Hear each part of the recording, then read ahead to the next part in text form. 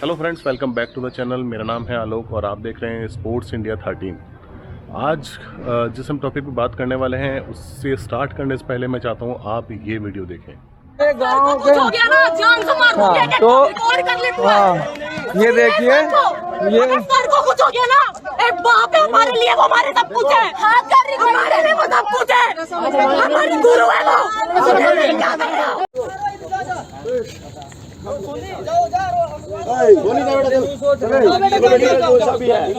कीड़ा हो ना नेट से कर लियो बात, मिटा दे कीड़ा। अरे जा रोहित, रोहित बोलिए मत, भाग जा। मुकेश तो वो लूंडू सा कोते के बाउड़ी गैंड नु बोला, ओए बलर से बाहर ओड़ बैंड तो मुकेश अब वो कौन आ गया बात नहीं बैंड मुकेश वो सबको सब करना रहा ये बैंड भी हद होगी बैंड नहीं, वो कौन होगा पार करनी है। अरे यार हम मुकेश रवि हम कदे का है तो ये मैं कहूं भाई कल तक 5 तक और प्रैक्टिस करनी है, ट्रैक पे तो करो। कल से हां करेंगे भाई, नो एक हूं मैं, कल से गाड़ी बड़का लेगा आड़े 5 तक नो बनाना चाहिए कल से।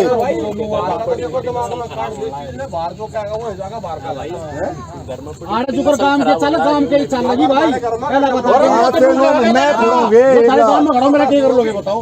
एक बोला ओट लाड़ पड़ा वो खड़ा है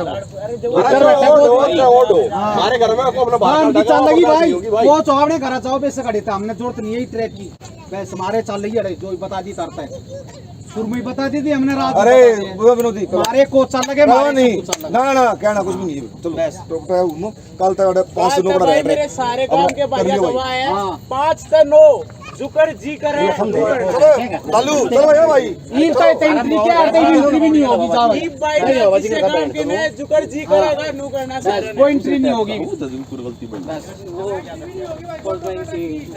किसी की काम कोई एंट्री नहीं होगी भाई, कोई नहीं चुप रहा। ये सारे कोच सब बातें बियर सारे पट्टे तेरा सुनाई जा भाई, सुन लियो सारे ना बादशाह है मैं चौथ वो कल न तुम बात वो केस का धक्का मारे बताओ हमारे देता था हमारे दिन उसका की टूट तेरे काम में चल रहा है, हमारा काम तुम्हारे काम में होगी। ये भी बात छोड़ दी, ये तो लेकर जॉइन कोचिंग सारी। दोस्तों, ये वीडियो हमें शेयर किया है पूटकला स्पोर्ट्स कॉम्प्लेक्स में प्रैक्टिस करने वाले बच्चों ने। जैसा कि आप लोग जानते हैं कि हम कई बार पूटकला स्पोर्ट्स कॉम्प्लेक्स को विज़िट कर चुके हैं और वहाँ के होने वाली एक्टिविटीज़ को कवर किया है, बच्चों से बात की है, वहाँ के लोकल गांव वालों से भी बात की है कि किस तरह से पूटकला स्टेडियम ओवरऑल कंट्रीब्यूट कर रहा है बच्चों की परफॉर्मेंस को लेके। यहाँ पे प्रैक्टिस करने वाले बहुत से बच्चे हैं जो नेशनल लेवल तक पहुँचे हैं। ऐसे बहुत सारे बच्चों की लिस्ट है जो आर्मी में स्पोर्ट्स कोटे से जिन्होंने एडमिशन लिया है, और ये बच्चे किसी जाति और धर्म विशेष से नहीं हैं। ये वो सभी बच्चे हैं जो यहाँ आके ईमानदारी से और डिसिप्लिन में प्रैक्टिस करते हैं। दोस्तों, सबसे पहले हम सुनते हैं उन बच्चों को जो यहाँ रेगुलर प्रैक्टिस के लिए आते हैं, उनका क्या कहना है इस ओवरऑल स्पोर्ट्स कॉम्प्लेक्स और यहाँ के कोचेस के बारे में, और साथ ही सुनते हैं उन बुज़ुर्गों को भी जो इस गांव से जुड़े हुए हैं पूटकला से, और जो रेगुलर इस स्टेडियम में आते हैं बच्चों को प्रैक्टिस करते हुए देखने और उनका हौसला बढ़ाने के लिए। So my name is Anisha Dahiya and I used to play shot put and discus throw, and I am also a junior national gold medalist which held in Guwahati, Assam. My name is Simranjit Kaur. I am a shot putter. I got bronze medal at Federation Cup held at Bhopal.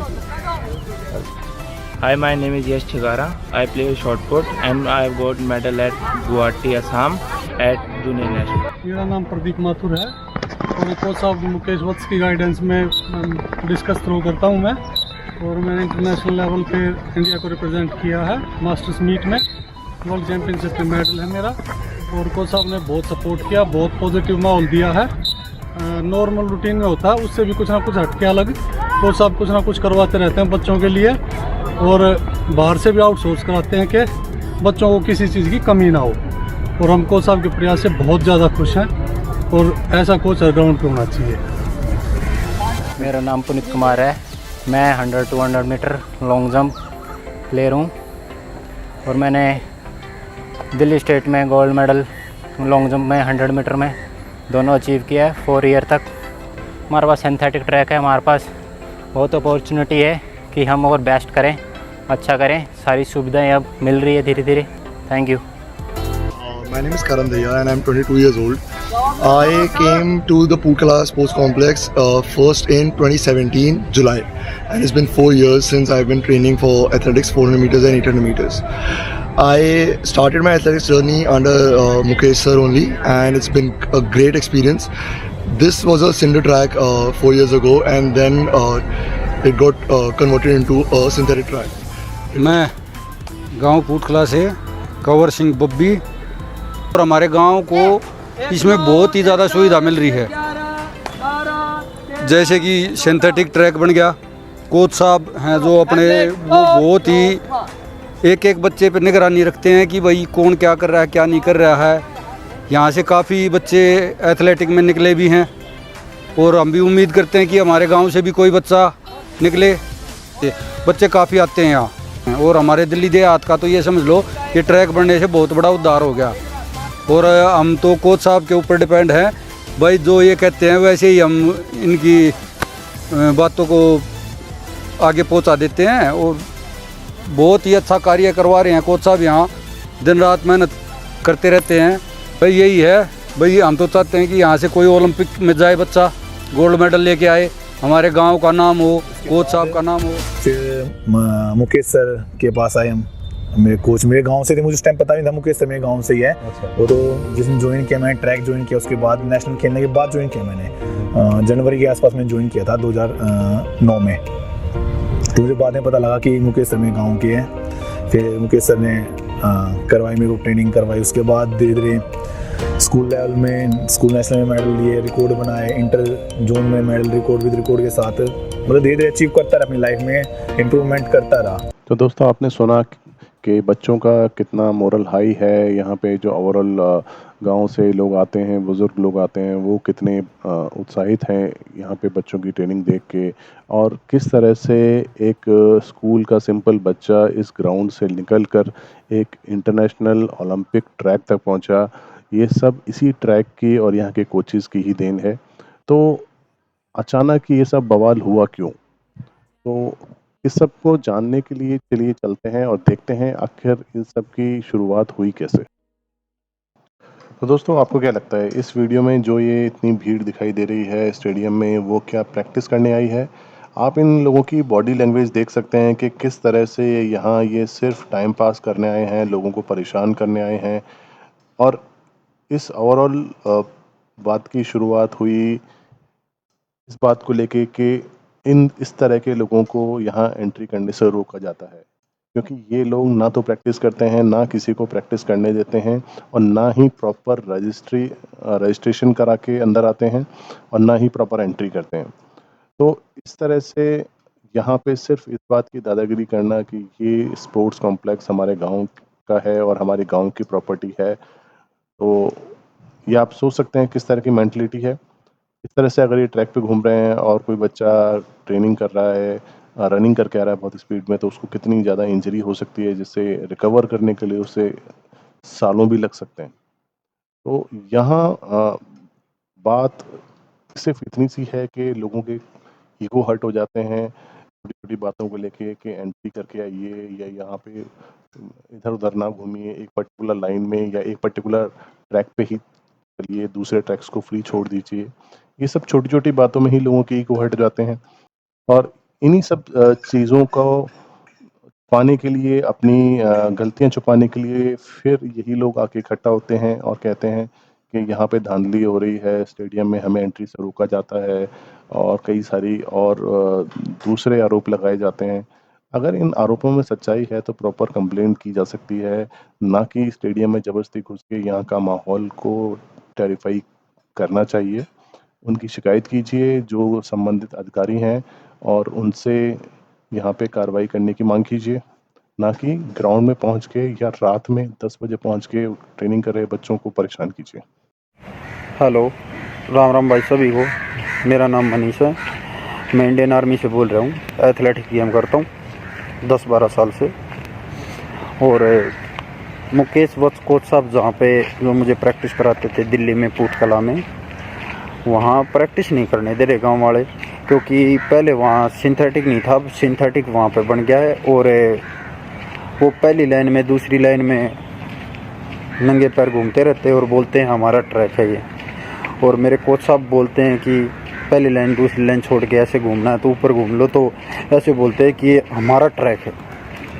और कई बार धमकी भी दे चुके मेरे coach साहब को। कभी पिछली बार तो थोड़ी बार दिन पहले वहाँ पे झगड़ा हुआ तो वहाँ पिस्टल लेके गांव वाले एक दो मतलब जो बदमाश बनते हैं वो आ जाते हैं और ऐसे धमकी देते हैं, प्रैक्टिस नहीं करने देते। और ऐसे बहुत सारे लड़के हैं। आज आप यहाँ डीएम ऑफिस में आए हैं, आपने प्रदर्शन भी नारेबाजी की है, क्या पूरा मामला, क्यों आखिरकार आपका रोष देखने को मिला? सारे बच्चे स्पोर्ट्स कॉम्प्लेक्स में ट्रेनिंग करते हैं, तो वहाँ कई गांव के बच्चे आके हमें ट्रेनिंग करने से रोकते हैं और ऑलमोस्ट 50 से 60 स्टूडेंट्स रोज़ आ रहे हैं। और ना ही वो एथलीट्स हैं, वो बाहर के स्टूडेंट्स हैं सारे। ऑफिशियली उन्हें एक तरीके से ये सोचना चाहिए कि अगर प्रोफेशनली किसी की ट्रेनिंग हो रही है तो बाहर उस समय डिस्टर्बेंस क्रिएट ना किया जाए। कभी भी हमने ये चीज़ नहीं बोली है कि बाहर के बच्चे आना नहीं है या उनके लिए मना हो, पर जब ट्रेनिंग हो रही है उस समय बच्चे हमें भी डिस्टर्बेंस ना हो और उन्हें अगर आना है तो पूरा दिन है आने के लिए। हमारे ट्रेनिंग के टाइम पे उन्हें नहीं आना चाहिए और आने के बाद एज अ गर्ल हम सेफ फील नहीं करते हैं। बाहर कितने सारे लड़के अगर आ जाते हैं और 8 लेन होती है ट्रैक की, उसमें पूरा अगर ट्रैक घेर के लड़के चलेंगे, उसके बाद हम रनिंग करते हैं, उनको धक्का मुक्की अगर हो जाए फिर इंजरी हो जाएगी, फिर लड़ाई झगड़ा होगा है। सारा मुद्दा यही है, हम यही चाहते हैं कि बाहर के जो आउटसाइडर्स हैं उनको आना अलाउ ना करें। आपने यहाँ पुलिस प्रशासन के खिलाफ भी नारेबाजी की, पुलिस की तरफ से क्या कार्रवाई रही है इस मंडे को इंसिडेंट हुआ था जब काफ़ी पुलिस आई थी, उसके बाद अभी तक कोई ऐसा एक्शन नहीं लिया गया पुलिस की तरफ से। उसके बाद हमें यहाँ पे आना। दोस्तों, शिकायत किसी की भी हो सकती हैं, किसी से भी हो सकती हैं, मगर उन शिकायतों को प्रॉपर प्लेटफॉर्म पे ले जाके हाईलाइट करना ज़रूरी होता है, ना कि एक भीड़ तंत्र के सहारे उन शिकायतों को या उन परेशानियों को सॉल्व किया जाना चाहिए। लोकतंत्र और भीड़ तंत्र में यही अंतर है कि लोकतंत्र एक डिसिप्लिन और एक सिस्टमेटिक वे से चलता है, जबकि भीड़ तंत्र अपनी मनमर्जी से चलता है। तो मैं ये नहीं कहता कि कुछ गलत नहीं है, हो सकता है कुछ गलत हो, मगर उस गलत चीज़ को प्रॉपरली हाईलाइट कीजिए और उसको सही तरीके से और सही वे में उसको रिजॉल्व करने की कोशिश कीजिए, ना कि एक डर का माहौल बना के या किसी को नुकसान पहुंचा के इन चीज़ों को हाईलाइट करने की कोशिश की जाए। अपने आप को हाईलाइट करने के लिए लोग किस हद तक जा सकते हैं, ये उसका एक बहुत अच्छा और जीता जागता उदाहरण है कि किस तरह से अपना नाम हाईलाइट किया जाए, चाहे वो अच्छा काम करके हो चाहे बुरा काम, ये सब आपके हाथ में है। कोशिश कीजिए काम ऐसा किया जाए जिससे समाज और ओवरऑल इकोसिस्टम को फ़ायदा हो, ना कि कुछ मुट्ठी भर लोगों का फ़ायदा हो। दोस्तों, अगर इस ओवरऑल घटना के बारे में आपके पास और कोई जानकारी है जो आप हमसे शेयर करना चाहते हैं तो आप मुझे मेल कर सकते हैं sportsindia13@gmail.com पर। नीचे कमेंट में आप अपने विचार हमें शेयर कर सकते हैं। अगर आपकी कोई शिकायत है इस स्पोर्ट्स कॉम्प्लेक्स से जुड़ी हुई, वो भी हमें नीचे बताइए। हम उन शिकायतों को एक मंच प्रोवाइड करेंगे और प्रॉपरली उसके बारे में पूछेंगे अथॉरिटीज़ से कि उन शिकायतों के बारे में क्या इन्वेस्टिगेट किया गया और क्या रिज़ल्ट है। दोस्तों, इस चैनल को लाइक कीजिए, सब्सक्राइब कीजिए और शेयर कीजिए अपने सभी दोस्तों के साथ में। और स्पोर्ट्स में अगर आपको कोई किसी तरह की प्रॉब्लम्स हैं, उसके बारे में अगर आप कोई सुझाव जानना चाहते हैं या पूछना चाहते हैं या शेयर करना चाहते हैं कोई सजेशन, तो हमारे ईमेल एड्रेस पे आप वो कर सकते हैं। Thank you very much.